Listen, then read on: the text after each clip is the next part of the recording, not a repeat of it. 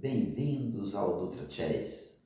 Quero apresentar aqui para os seguidores a defesa Ninzo-Índia.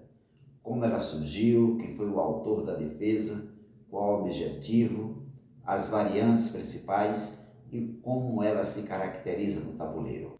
A Ninzo-Índia é uma das defesas mais elegantes do tabuleiro. Então a defesa Ninzo-Índia, ela surge após os lances D4, cavalo F6, C4, E6, cavalo C3 e bispo B4. Aqui está caracterizada no tabuleiro a defesa Ninzo-Índia. Nesse momento, as pretas cravam o cavalo em C3 e dizem assim para as brancas: você quer o centro? Então vai ter que pagar o preço. Como foi que surgiu essa defesa?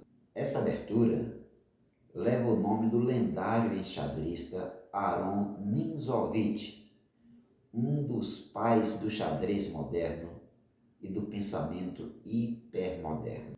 É com essa defesa que a gente faz uma análise e vê que o xadrez clássico dizia assim: ocupe o centro com peões, mande peões para ocupar o centro.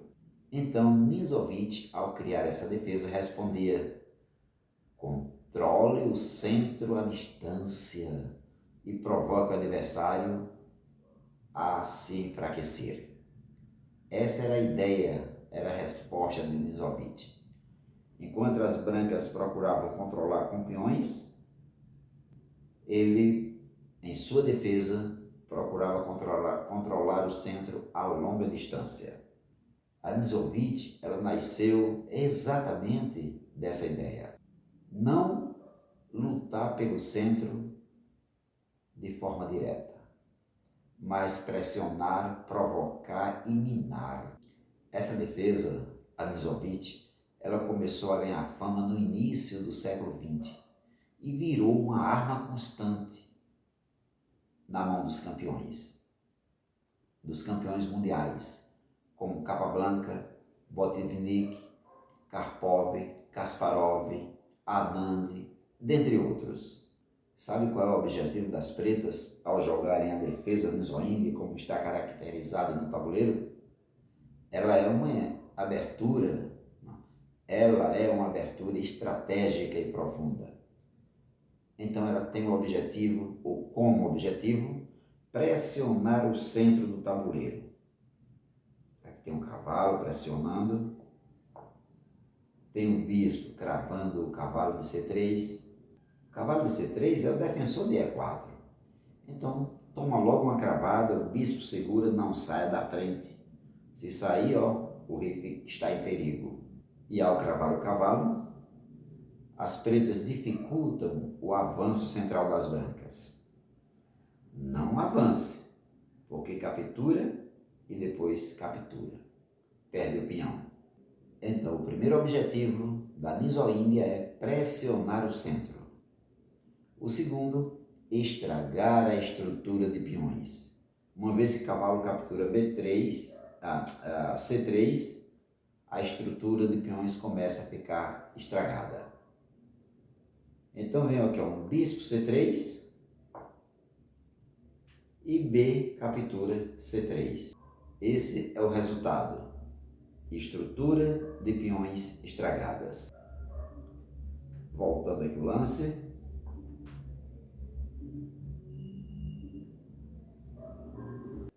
Então, com essa captura, o que acontece? Peões ficam dobrados, olha lá, C3 e C4, na mesma coluna, peões dobrados. Isso é uma fraqueza a longo prazo. Voltando aqui, o tema. Para um jogo flexível, as pretas podem jogar C5, com C5 aqui é contra-atacando o centro, né? Se capturar, vai ficar dobrado também. podem jogar D5, formando aí um jogo sólido, e também pode jogar um B6 e em seguida, após o adversário, óbvio, um bispo B7. Pressão na grande diagonal, na diagonal grande, ó. É uma defesa de contra-jogo inteligente, não de passividade. Voltando, ok, para a posição original em que estava. Quais são as principais variantes da defesa de isóíndia? As brancas jogam um A3, ameaçando o bispo. Aí constitui a variante Rubinstein, sólida, posicional. As brancas querem desenvolver com calma. E as pretas respondem com o D5, respondem com D5, respondem com C5 ou respondem com B6. Então, enquanto a variante chega, lógico que vai haver as trocas, então também tem as respostas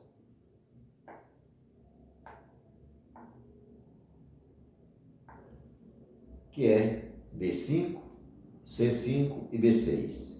B5, C5 e B6. Óbvio, se jogar um A3, as brancas jogaram A3, tem que ter a captura e desmontar aí a estrutura de peões das brancas. O jogo é estratégico e cheio de manobras. E também tem a variante clássica. A Sammish, como vimos, é A3. Mas e a clássica? Qual é a variante clássica para evitar peões dobrados quando surgir a captura? Surgir a captura, peão captura, peão dobrado.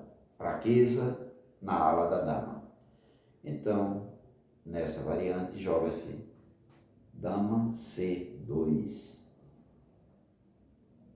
As brancas evitam peões dobrados após a captura de bispo C3, mas perdem tempo com a dama. Geralmente, havendo essa variante com dama C2, as pretas aproveitam e podem jogar o C5 direto, mexendo na estrutura, ou então o D5. Se houver captura, não tem problema, captura-se com o peão e não com o cavalo. É uma verdadeira luta entre a estrutura saudável das brancas versus desenvolvimento rápido das pretas. Já na variante Sammish, quando joga A3, as brancas perguntam na lata: olha, vai trocar ou vai recuar? Então, para não perder um tempo, porque se recuar vai perder um tempo. Onde colocar vai perder um tempo. Para não se jogar até mesmo um bispo voltando, preste atenção, xadristas.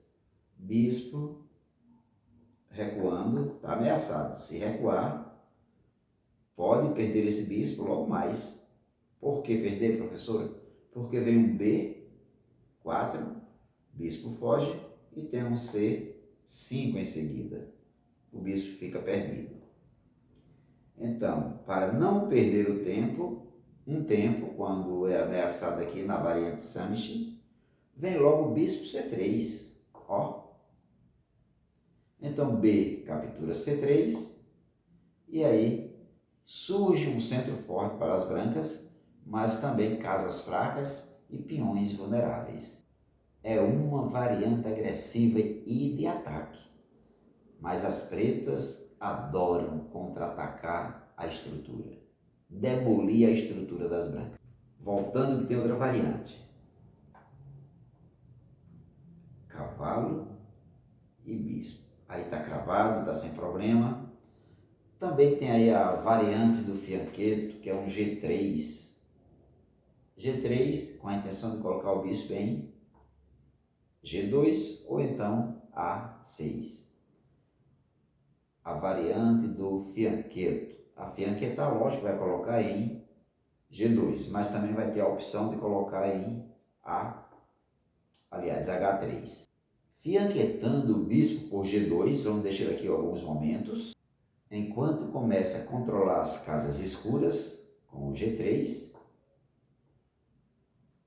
o bispo já começa a controlar todas as casas brancas da grande diagonal.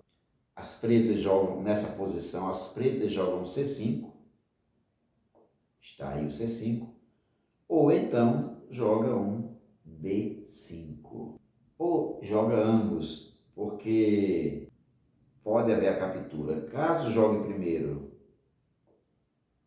C5, havendo a captura, pode jogar um D4 em seguida. Não, captura, volta, bispo captura, voltando. No caso de C5 ou D5, ok? Uma das duas opções é por disputar o centro por pressão. É uma batalha a longo prazo bem estratégica. Como é que eu vou reconhecer uma nisoíndia no tabuleiro? É fácil de reconhecer a nisoíndia? Se você chegar de repente assim, tiver dois enxadristas jogando e tiver nessa posição, o que é que você vai dizer? É a nisoíndia. Ela tem a própria cara. Normalmente você verá um bispo cravando um cavalo. Vê o cavalo de F6 fazendo pressão em E4. Vê também a possibilidade de peões dobrados para as brancas, porque as pretas capturam, fica o peão dobrados. Na coluna C, óbvio. Outra característica é as pretas rocarem rápido.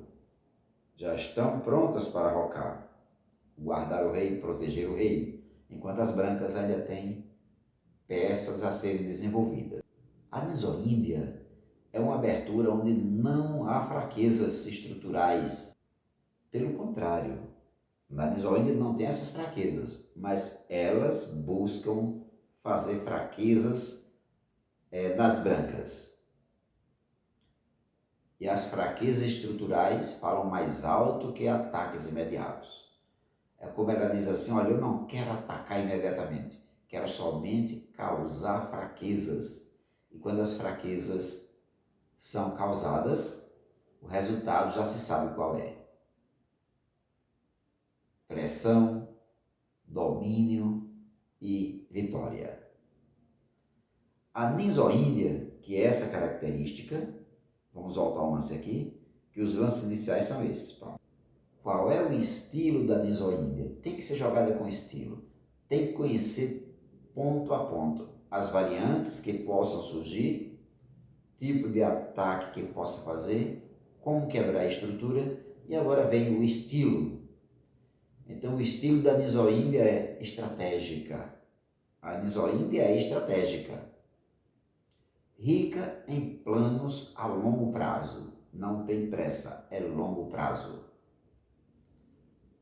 A nisoíndia é cheia de sutilezas posicionais. A nisoíndia é perfeita, perfeita para quem gosta de pressionar sem se expor. Esse é o estilo da nisoíndia. E nós vamos falar sobre cada um desses estilos em outros conteúdos que vamos produzir. Vamos seguir a sequência. A estratégica vai ser a primeira. Qual é a estratégia da nisoíndia? Vai ser um conteúdo especial. Legal? Se gostou, deixe seu like.